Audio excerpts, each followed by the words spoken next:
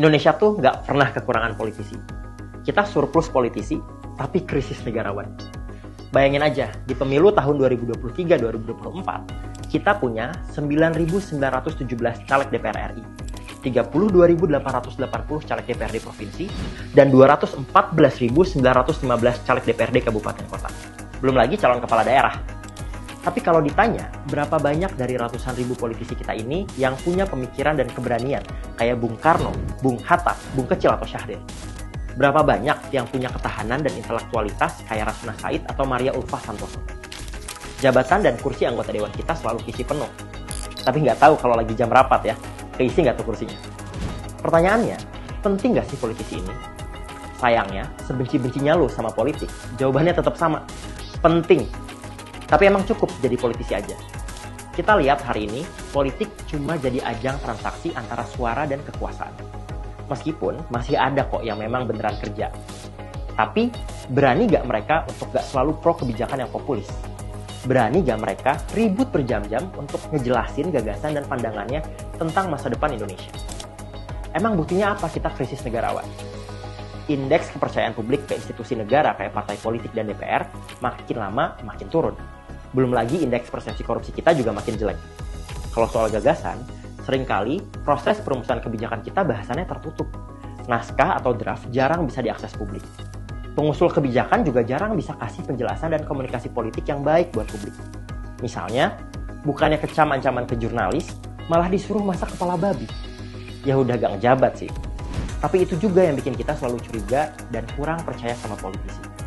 Seolah-olah mereka ada di politik cuma untuk berebut kekuasaan, bukan untuk membangun peradaban. Tapi kalau kalian masih skeptis sama kader-kader partai politik dan mulai makin benci sama politik, coba kasih kesempatan dulu deh. Soalnya, kita pernah punya Hatta, pendiri Perhimpunan Indonesia, petinggi Partai Nasional Indonesia dengan segala konsep ekonomi kerakyatannya.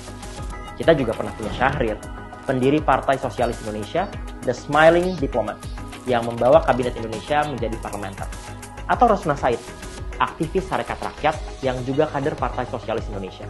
Perempuan yang keras melawan kolonialisme Belanda sampai dapat hukuman speak delik yang dianggap ujaran kebencian bagi para penjajah.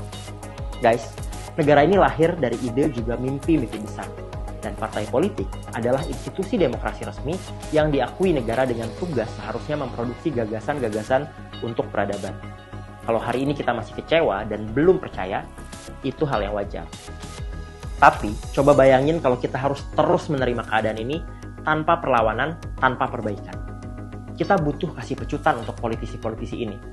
Buat gua, hal ini juga otokritik, supaya bisa terus improve dan berbagi edukasi politik seluas-luasnya. Udah semestinya kita terlibat, menuntut agar segera dilakukan regenerasi politik dengan kasih ruang aman bagi tokoh-tokoh lintas generasi yang punya integritas dan cita-cita pembangunan bangsa. Lakukan reformasi dan transformasi partai politik. Saatnya bergerak lebih jauh dari kemenangan elektoral, tapi masuk pada kemenangan-kemenangan gagasan. Dan yang gak kalah penting, masyarakat sipil juga harus makin berdaya. Kawal kebijakan juga hak-hak sipil sebagai masyarakat dan gak lihat politik sebagai satu entitas yang hanya punya unsur baik atau buruk aja, tapi lebih kepada kontestasi nilai dan gagasan yang layak diperjuangkan dan diwujudkan. Mari lahirkan kembali tradisi politik yang menghasilkan negarawan. Kembalikan kontestasi politik ke asalnya. Wujudkan Politics Reborn.